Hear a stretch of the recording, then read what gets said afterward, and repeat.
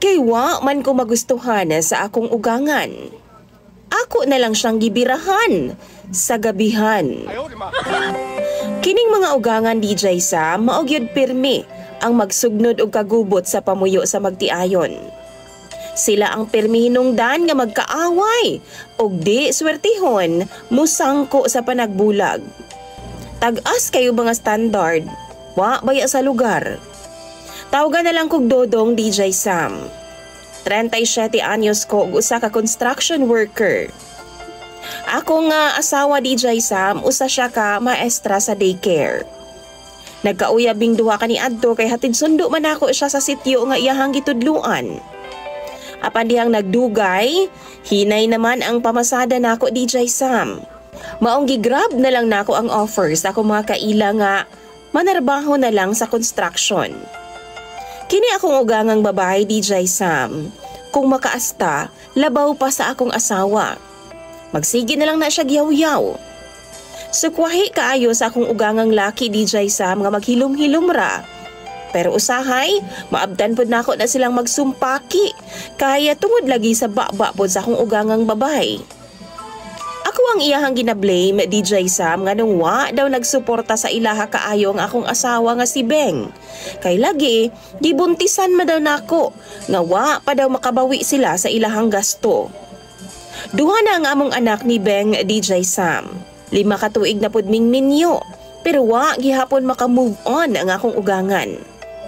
Laliman ka, magsige na siya pangutana kang Bing kung sakto ba daw ang sweldo nga akong ginarimit sa iyaha. Kung magpabadlong ba daw ko, kay dila lagi day way labod nako ug siya daw mismo ang mukastigo sa ako . Ginabaharan pa ko niya DJ Sam, magkilawon lagi daw ko niya way suka-suka. Kada Miyerkules gid na, muadto na siya sa amo ang engineer aron nga mag-cash advance. Sweldo na ako DJ Sam, mag-una-una na siya ditog pila. Apan kay lagi, di man ako siya asawa aw di gyud ya makuha. Maglagot ko usahay DJ Sam, mao nang di nako tagaan. Didto pod na siya magsigigyango og yaw-yaw sa akong asawa. Dunagay kausa no, sa kalagot na ako DJ Sam, napura naman jud ko. Wa ko'y trabaho ni adto nga time. Ni adto bitaw ko sa among gabihan kay manguha lagi kog lawg sa baboy. Nanguha ko gabi DJ Sam, aron akong latan. Gisundan ba naman ko og yaw-yaw sa akong ugangang babay? Sakto pod kay sayo pa to sa buntag ug nakatawel pa siya sa iyang ulo. Buot pasabot bag-o siyang ligo DJ Sam. Awa na nako siya gipasaylo oy. Sayo kay nagyaw-yaw labaw pas akong asawa. Gibira bitaw nako na siya DJ Sam tunga-tunga sa gabihan ug akong gipakayang dayon. Akong gihabalan. Ayaw di ma. Wa na gud siya makatingog ug igo na lang siya sa pagtugtugaok DJ Sam. Pungot naman gid kaayo ko. Puno na ko. Gibaharan pod nako siya DJ Sam nga kung magyaw-yaw siya ug mutingog pa siya, usban nako siya. Nibarog taon siya DJ Sam ug murag pato nga nagkapakapa sa gabihan, dinali-dali og lakaw daladagan. Giandam na pod nako nga akong kaugalingon DJ Sam ug galing man mo report siya sa pulis. Wa man pud ko kapagawas kay kinsa man pud intay ganahan anang tiguang naman. Gipakaon nang jud nako siya tagam DJ Sam.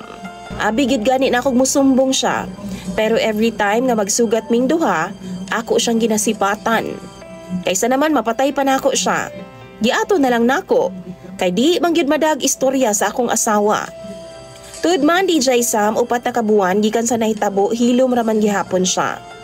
Wa man siya misumbong ug wa na pud ko kadungog nga nagyaw-yaw pa siya. Wa na pud ko niya ginapakaulawan sa trabahoan. Usahay gud no kanang ako ra usa, magkatawa na lang ko. Makonsensya pod ko nga magtan-aw sa akong asawa. Adlaw-adlaw ko nang ginapangayuan og pasaylo sa kahitasan DJ Sam.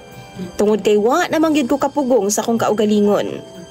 Unta sa mga ugangan diha, di lang pod intawon magpalabi kay gusto pod namo og malinawon nga kinabuhi nga mga umagad. Daghan kayong salamat DJ Sam ug sa mga viewers nimo. Mangutana lang ko, angay pa ba na akong ikumpisal sa akong asawa ang nahitabo?